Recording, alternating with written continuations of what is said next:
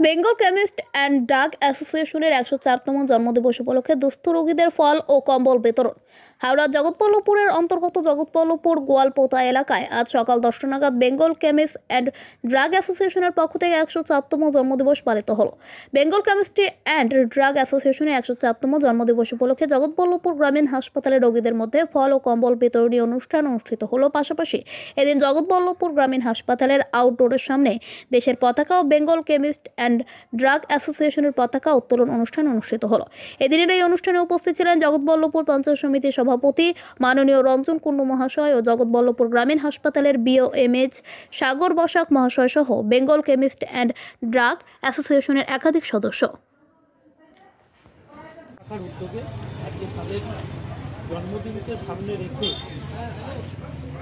অনুষ্ঠানটি ছোট আকারে হলেও এটি একটি মহতী অনুষ্ঠানে উপস্থিত এই সংগঠনের সভাপতি সম্পাদক সহ বাকি যারা রয়েছেন, সঙ্গে আমাদের ব্লকের স্বাস্থ্য অধিকর্তা সম্মানীয় সাগর বসাক রয়েছেন, সর্বোপরি বেশ কিছু মানুষজন এসেছেন। সকলকে আমার নমস্কার, অভিনন্দন। জন্মদিনকে সামনে রেখে আপনারা যে উদ্যোগটা নিয়েছেন নিশ্চিতভাবেই এটা অনেক মহানুভবতার পরিচয়। কারণ অনেক সময় দেখি বিভিন্ন সংগঠনের জন্মদিন বিভিন্ন আনন্দ অনুষ্ঠানের মধ্যে দিয়ে তারা কাটিয়ে ফেলে, কিন্তু আপনারা সেই জায়গায় না হেঁটে দুস্থ মানুষদেরকে এই শীতের দিনে যে কম্বল বিতরণ, তার সঙ্গে হাসপাতালে যে সমস্ত রোগীরা আছে তাদেরকে যে একটা পুষ্টিকর খাবার হিসাবে ফল দিচ্ছেন, এটা সত্যিকারেরই একটা অনবদ্য প্রয়াস। আমি আশা করব আপনাদের সংগঠন আরও দীর্ঘজীবী হবে এবং আপনারা মানুষের স্বার্থে যেভাবে কাজ করছেন আগামী দিনে আরও বেশি করে মানুষের স্বার্থে কাজ করবেন, আরও বড় করে মানুষের স্বার্থে কাজ করবেন। নিশ্চিতভাবেই প্রশাসনের একজন মানুষ হিসাবে আপনাদের পাশে থাকার চেষ্টা করব আমি এবং বিএমআই সাহেব দুজনই চেষ্টা করব আপনাদের যাতে আগামী দিনে আরও যদি কোনো ভালো কাজ করা যায়।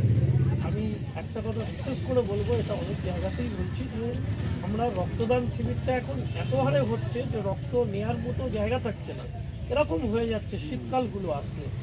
কিন্তু এখনও আমরা গ্রাম বাংলার মধ্যে এই মরণোত্তর চক্ষুদান শিবিরটা সেভাবে আমরা মানুষকে বোঝাতে পারছি না। আপনাদের মাধ্যম দিয়ে আগামী বছরে আপনাদের যখন আবার এই দিনটি আসবে, আপনারা যদি এই ধরনের একটি ক্যাম্প করে অন্তত 10টা মানুষকেও মরণোত্তর চক্ষুদানের অঙ্গীকার করাতে পারেন, মনে রাখবেন 10 জনের চোখ দিয়ে আরও 10টা মানুষ পৃথিবীর আলো দেখতে পাবেন। এই অনুরোধটা আমি আপনাদের কাছে করলাম। সকলকে ধন্যবাদ।